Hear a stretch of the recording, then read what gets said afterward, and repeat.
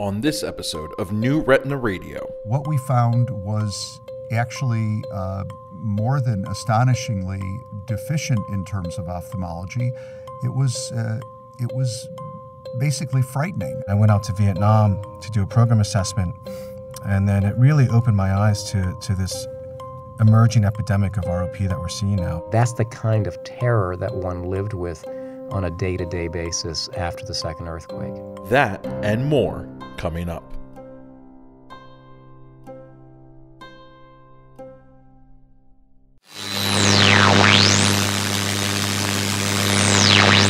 New Retina Radio is an independent podcast supported with advertising by Alcon. This is Mike Lee at Horton Plaza Park in San Diego. New Retina Radio is brought to you by Alcon Surgical. Stop by our booth at an upcoming meeting to see how Alcon is advancing vitreoretinal surgery.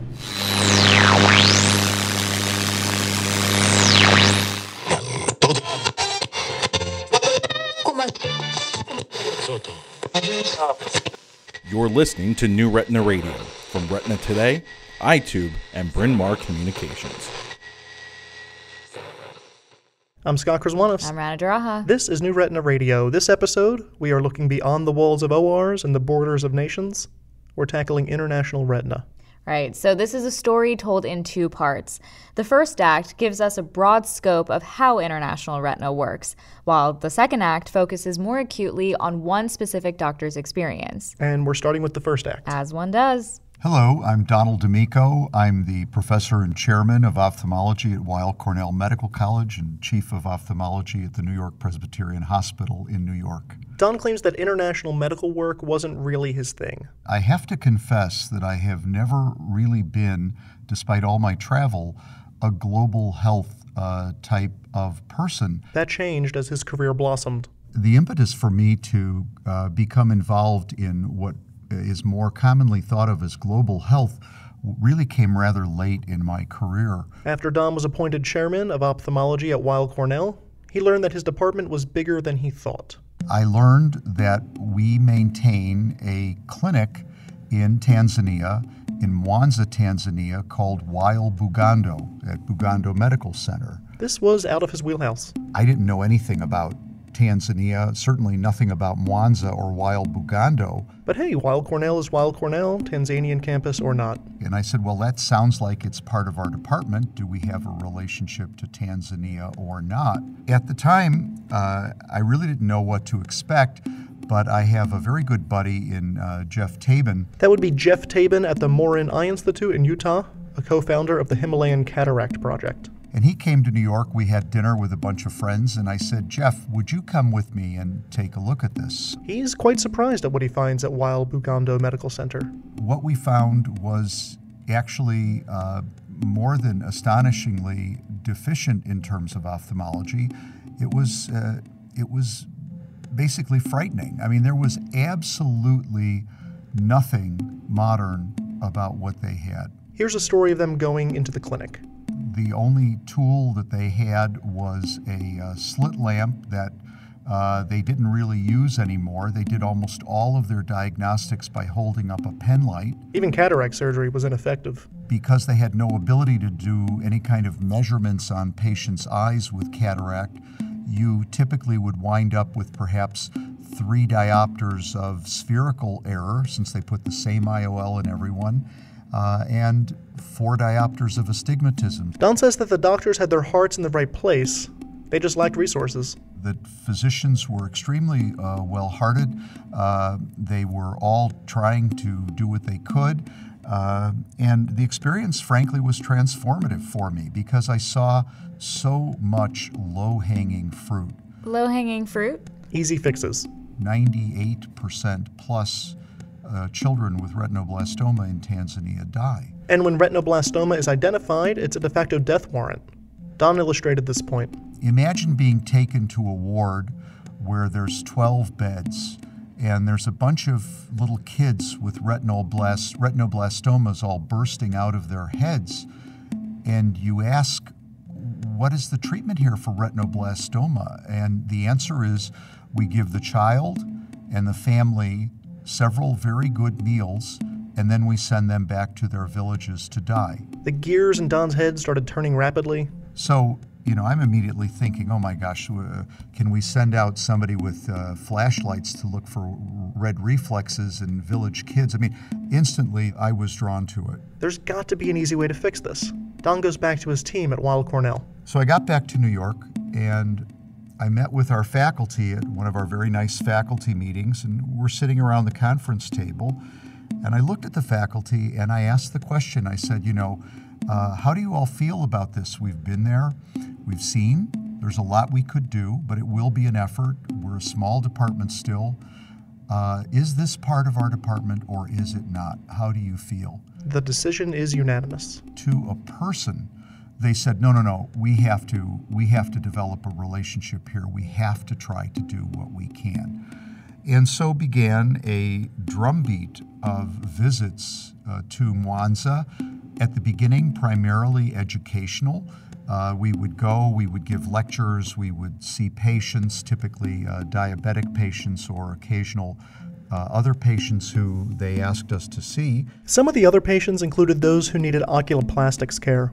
So, Weill Cornell sent down the appropriate personnel. Our oculoplastic surgeon, Dr. Gary Lelly, went, and the first thing he discovered is there were many burn patients and basic lid release procedures that allow the lids to function more normally again after they've been scarified and deformed. These were not really known to the physicians there, and so he rapidly began basic training in how to do lid release procedures. Don's got the whole Weill Cornell team out there with him. Yep, and he had another retina doc too. Hi, I'm Paul Chan. I'm a professor of ophthalmology and visual sciences at the Illinois Eye and Ear Infirmary of the University of Illinois at Chicago.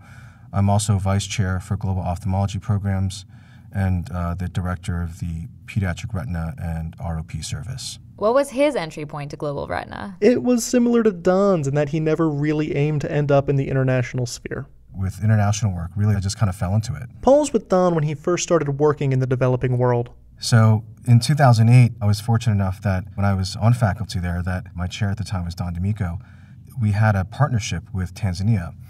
And I started to go out there and then really trying to find some way of integrating my life in retina and what I really love doing from a clinical perspective to the international arena. Paul visits Tanzania a few times from 2008 to 2011 and then begins formulating a plan for a very specific disease state, retinopathy of prematurity.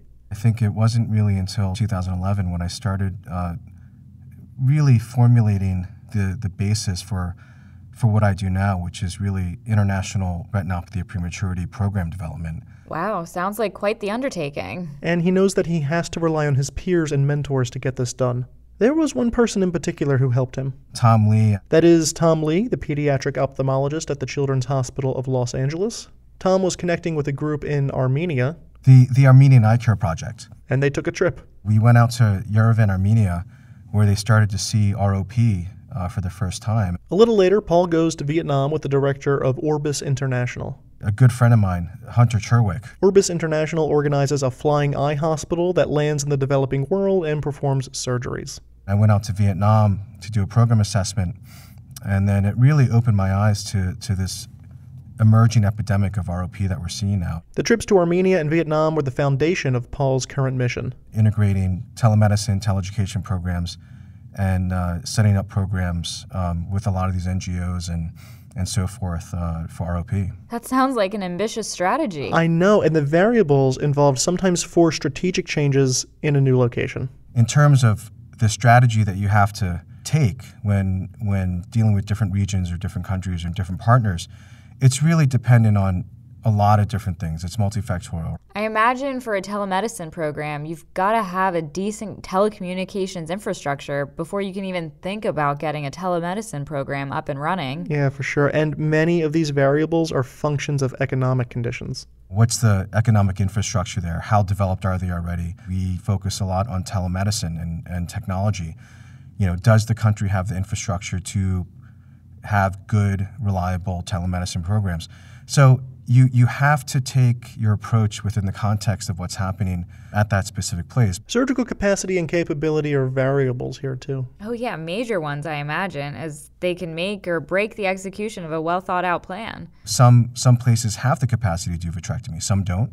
Some have the capacity to do laser versus just doing Avastin or anti-VEGF treatment. Paul said formulating a plan is all about listening to those who know the environment best. I think a big part of the international work that you, in terms of surviving or having an understanding of, is just listening and paying attention and learning from the environment before you necessarily make recommendations. Don agreed, and he pointed out that one of the most frustrating parts about trying to affect change is the pace at which change occurs. Anything in the developing world is slow, as I quickly realized. There's a million obstacles. Don described one incident that illustrates how many obstacles can exist simultaneously.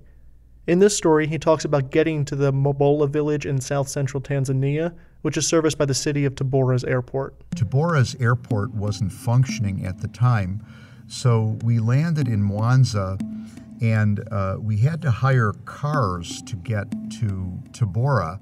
And I was cheerfully told that it's a little more than a 5-hour ride. But don't worry, Don, the first 2 hours you have tarmac.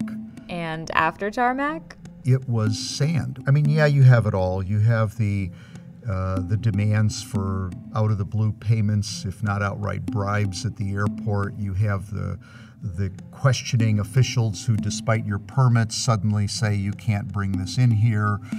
You have problems with maintaining sterility. Local cooperation is key. You can't do anything in a country if you're not working with the health ministry. So that's a Rube-like mistake that fortunately we never made. And without cooperation? If you think you're going to do something independent, it will crash and burn. You need to work with the health ministry. Local cooperation doesn't just mean government cooperation. You partner with nonprofits, you partner with your international colleagues, and I think that the most important thing is making sure that the local stakeholders are intimately involved, because they're the ones who are going to make this sustainable long term. That's what Paul and Don are hoping for in the grand scheme of things. They want a sustainable, long-term solution. Yeah, they're teaching people to fish rather than feeding them for a day. Mm-hmm. You want to be able to partner and create infrastructure in areas that may not have been able to provide appropriate health care to certain diseases. Don also mentioned the challenge of talent retention. What's needed, I think, is a way to avoid what inevitably happens. The doctors become so well trained that they're stolen by another wealthier country. The brain drain. You bring a doctor up to a certain level, and suddenly they have more value than they do if they stay in their country. Don said that they learned that building foundations for future success is different from just performing surgery during certain visits. We recognized right away that we were not going to drop in out of the sky and start doing giant tear surgery and all of the miracles of modern medicine. In the same way that one cannot just drop from the sky and fix everything, one cannot come in as a missionary seeking to preach the miracles of Western medicine. One could go down in flames in a million ways by insensitivity, by coming on too heavy-handed. We know how to do this. Let us show you. You can't take that approach. That's just not the way things get done. Your role is not to go in and tell people what to do. I think your role is to go in and partner and to problem solve together. That can't always be easy. Certainly not. Don said that you cannot insult anyone, however, if you want to build a future. He offered an example and some motherly wisdom. You have an individual who's caring for a certain region, and you may not approve of his technique of wound creation in the cornea, so you live with it, you work with it, you congratulate him on his efforts, you find a way. My mother had a wonderful saying that I live by: say it in the positive. Find a way to build on what's there and say it in the positive. Following these rules increases, but does not necessarily guarantee success. Let's look at Paul's relationship with an ROP program from Orbis International. One of the things that I've been working on specifically is a project with Orbis International in Mongolia. How long has that project been going on? 6 years. When we went to Mongolia for the first time in 2011, we were really the first people, at least in this children's hospital, to identify ROP. They helped local doctors acquire equipment. Over the course of about 5 years, we were able to acquire a laser, we were able to acquire a camera, with Orbis International. Funding came their way via the U.S. government. We were able to get USAID funding with the group, and then they supported an ROP prevention program. The program has come a long way in the past 6 years. Now they're doing telescreening. They're managing patients with anti-VEGF, with laser. So children who never had access to care, who never had anyone screen them, are now being screened, and hopefully this will continue, for many years to come. Paul keeps the expectations at a manageable level. Anything that is progress, and that's the point. It's never going to be perfect, right? But if you can provide some way to improve access to care for patients, either children or adults, in my mind, that's a win. It sure is. All right, well, that marks the end of part 1, and we'll be back after this.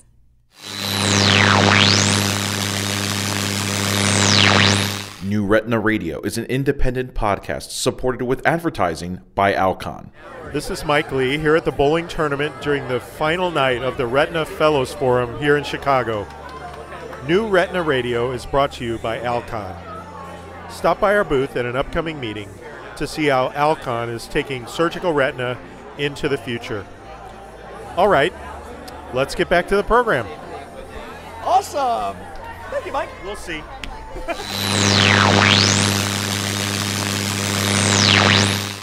I'm Scott. I'm Rana. This is New Retina Radio. Rana mentioned at the start of this episode on Global Retina that this episode would be divided into 2 parts. So we're shifting topics. We're on to the next and examining the experiences of one retina doctor at a specific point in time. Hi, my name is Pravin Dugel. I'm in private practice in Phoenix, Arizona. I'm the managing partner of Retinal Consultants of Arizona. I'm also a clinical professor of ophthalmology at the USC Roski Eye Institute in Los Angeles. Pravin was born in Nepal. I was born in Kathmandu, and my parents are from there. My entire family is from there, and we emigrated when I was 4 years old. So I lived in Nepal and really didn't know anything else until I was 4 years old. It's his birth nation. He may not go back often, but I still feel a very strong cultural and spiritual connection to Nepal. in the middle of April 2015, Pravin was gearing up for a weekend trip to LA. There was a trip that was planned that weekend for a day to celebrate Dr. Rohit Varma's first anniversary of chairmanship at USC. He went to bed and woke up early the next morning to a buzzing cell phone. My cell phone was full of texts from various friends that had said, I'm so sorry to hear about Nepal. I'm so sorry to hear. I hope that everything is okay with your relatives. And I had no idea what they were talking about until I turned on the news right then and there and saw on CNN the kind of devastation that had happened. And new video has emerged now of the moment the 7.8 magnitude quake hit Kathmandu. Searching for survivors with bare hands, the immediate aftermath of an earthquake that's brought death and destruction to a large swathe of Nepal. We're about still a 6-hour hike away from the epicenter of the earthquake, the actual epicenter of it, but throughout this entire region, the villages and towns up and down these sloping mountains have all been completely devastated. Immediately after that, I received an email from Dr. Sanduk Ruit. That would be Sanduk Ruit, a co-founder of the Himalayan Cataract Project. And he called me up and he said, Pravin, he said, this is the worst thing I've ever seen in my life. And Sanduk doesn't exaggerate. His head must have been spinning. Oh, it was. I mean, his first instinct is to help, but how? In the beginning, I didn't know what I was going to do, and reality then sets in. The fact of it is, all I am is a retina surgeon. I mean, I barely even know ophthalmology. I just know retina. I'm kind of a one-trick pony. So what would I possibly do even if I went there? Pravin met with the team of USC doctors that were in Los Angeles to celebrate Rohit Varma's anniversary as USC chairman. And after a quick meeting at the celebration, decided that USC needed to take action. They all put together this team from USC, this trauma team, and I was able to go there with them. He got there after the trauma team arrived via Istanbul. It was a roundabout way to get to Kathmandu, and it took a while. About 2.5 days. He arrived in Nepal with someone from Retina Consultants of Arizona. Perry Athenson, who is our media relations director in my office, but who also has extensive experience in this kind of work, having been the director of communications for Orbis. The same Orbis that we learned about in the first half of the episode? Yes, exactly. Well, Pravin and Perry go to see Sanduk Ruit, who took them to the Tibetan border where the epicenter was located. And that was another long journey. We drove for another 8.5 hours. When they arrived, Pravin was in a spot that he barely recognized. Going through Kathmandu, a city that I knew pretty well, where there was just utter devastation. There were barely buildings standing. And what about the violence that accompanies conditions like this? Apparently completely absent. There was chaos. There was absolutely no violence. There was no looting, nothing like that, but just chaos in the sense of people trying to find their loved ones in the rubbles and things. But absolutely no looting, no violence. So that made a very big impression on me. Pravin and his team continued into the more mountainous regions, and the further they were from the destruction, the stranger things became. I looked around and there were no buildings. There was no destruction at all. It was beautiful. It was a beautiful day, and there were clouds in the sky. Just a few, blue skies, and I thought, this is just the most beautiful scene. Wow. What a dichotomy. Destruction in the valley and beauty at the summit. Oh, just wait. It gets more surreal. I looked around and I realized that there was something really surreal happening, almost like a Fellini movie, where there were absolutely no buildings anywhere. But the road, and these are dirt roads, but the only road, was just lined by hundreds and hundreds of people on the sides wearing these beautifully bright clothes, like a perverted parade. What was happening? You know, Pravin wasn't sure, but his driver had an explanation. The people in the streets, because they're totally devastated and had lost everything, they could grab one thing, and they would grab the best clothes they had. And that's all they had, if they were alive. And they would wear them because they had nothing else, and they had nowhere to go. And that's why they were on the road, because that was the safest place to be, and perhaps to try and get some help. The contrast still sticks with Pravin. This beautiful landscape, clear out to infinity just about, and this dirt road lined by hundreds and hundreds of people wearing these enormously bright clothes in this time of devastation. But when you think of the context of it, it's utterly saddening. But what about the help he was there to provide? Where does that occur? You know, there was so much to do and so many places to do it. My involvement there was as much non-medical as it was medical. And by non-medical, I mean, carrying boxes of food, rice, and so on and so forth, hiking for hours and getting to places where people were, needed food, usually food, medicine, so on and so forth.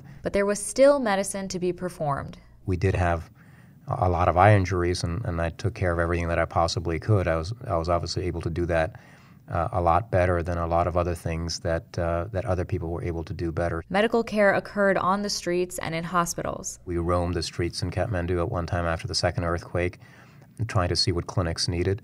And it would also be done in hospitals. During the second earthquake, I was operating in the Telganga Eye Institute, which is a fabulous hospital. So the whole gamut. A second earthquake? Yep. It's the top of the hour, and we have breaking news overseas right now. There's been another earthquake in Nepal this morning, this one measuring 7.3 in magnitude. It happened about 2.5 weeks after the first one. That was probably the most terrifying experience of my life. I had just finished operating on the top floor of Telganga, which was the 4th floor. On the 2nd floor, Perry was interviewing Sanduk Ruit. That's the communications director for Pravin's practice talking to Sanduk? Mm-hmm, you got it. So they're recording. He suddenly says, "Stop." And you can see the camera shaking, and you can see him shaking. And he said, "Perry, move, let's run now." And he bolted out. Pravin said the second earthquake demoralized the entire nation. First earthquake, as physically devastating as it was, people were still trying to find their way around and trying to recover. But when the second earthquake occurred, it was clear that they had really no control. And I felt that too, that anything could happen at any time and we had absolutely no control. And we were somehow in this extraordinarily vulnerable position in a very, very vulnerable country. That night, everyone slept outdoors so that should another earthquake strike, they wouldn't die in a crumbling building. I also remember that night sleeping in the tents, but sleeping with a knife next to me. A knife? Yeah, to cut his way out of a tent should another quake occur. That's the kind of terror that one lived with on a day-to-day basis after the second earthquake. But then it was time to go home. I did have to get back home, carry on my practice, etc. Right before leaving, he had a visitor at his tent. I still speak the language. I still speak Nepalese, not well, but enough to get around. The visitor was a woman who said she would like to speak to him. Now, for this next part, Scott and I decided that we're just going to let the tape roll and let Pravin take it from here. Just keep in mind the type of warmth and depth that a retina doctor like Pravin needed in this situation. There was a young lady that would like to talk with me. And I said, certainly. I said, what would you like to talk about? And she said that her son was also there, the daughter was also there, and she had lost her husband, and she would like to talk to me about that. And I said, certainly. So I sat down with her, and she was a young lady in a tent. Again, everything had been devastated. And she wanted to tell me her story. The first earthquake occurred during the middle of the day. Her husband had gone to work, and she tried to call him but couldn't get through. They knew it was a big earthquake. So she and her daughter was, I believe, 13 years old at that time. She and her daughter walked to his work and found that his office had collapsed, and they found him under a very large piece of wood that they could not dislodge. She told me they tried for 13 hours, she and her daughter, to remove that piece of wood. He was still alive, because nobody else was there to help because there was such panic in the city, and they could not remove that piece of wood. And then at night, at about 2 o'clock or so, they finally got help. People came in, helped them remove that, and he was still alive. But there were no ambulances, so they had to carry him to the hospital. And they carried him to the hospital, and he died. So she was telling me this crying, and she was saying, what could we do? It was just me and my daughter, and they're just two of us, and we just didn't have the strength to lift that. So I turned around and foolishly looked at the son, who was probably about 20 years old, a big, athletic-looking guy, and I said, oh, where were you? And he didn't respond. He just looked down.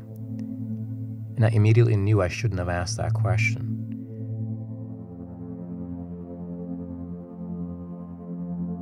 After some moments of silence that were quite painful, she turned to me and she said, the mother said, he was in school in the U.S.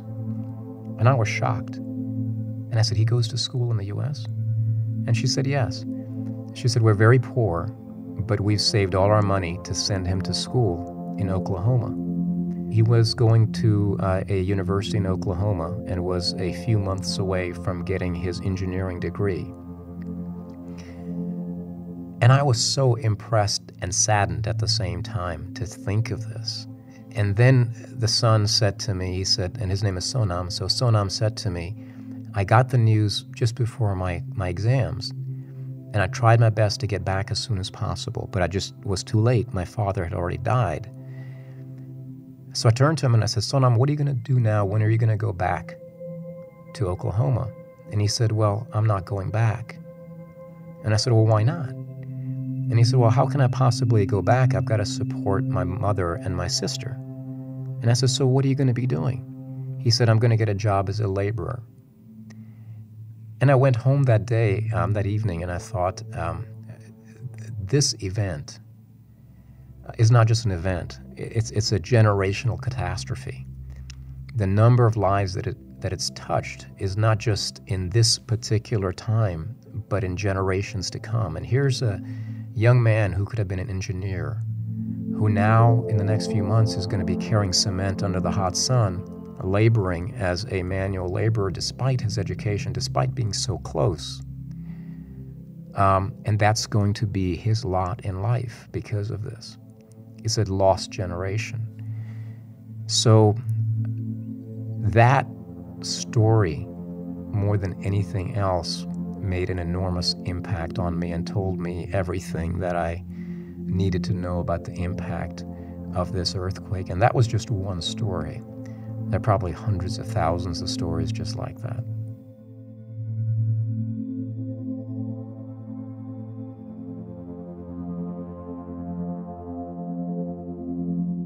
That's all we've got for this episode. We'd like to thank Don D'Amico, Paul Chan, and Pravin Dugel for joining us.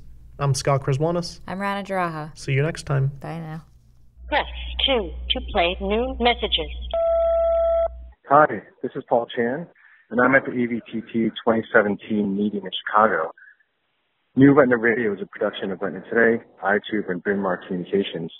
The show is produced by Scott Kraswanis with help from Rana Jaraha. The show was recorded, mixed, and edited by Greg Notestein. Our staff includes Dave Levine, Megan Bisser, Eliza D'Amato, Laura Geiser, Julie Kassab, Kira Mazurik, Meredith Pollock, and MJ Stewart. Our publisher is Janet Burke. For advertising questions, contact us at New Retina Radio at amctoday.com. Thank you. Chat to you later. End of messages.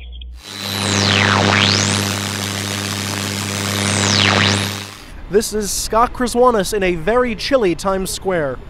New Retina Radio is brought to you by iTube Meeting Coverage. Each iTube Meeting Coverage video features a select presenter discussing their podium talk, providing meeting attendees and non-attendees with a digest of the day's biggest lectures. Visit the Retina channel on itube.net to view a collection of videos from major meetings.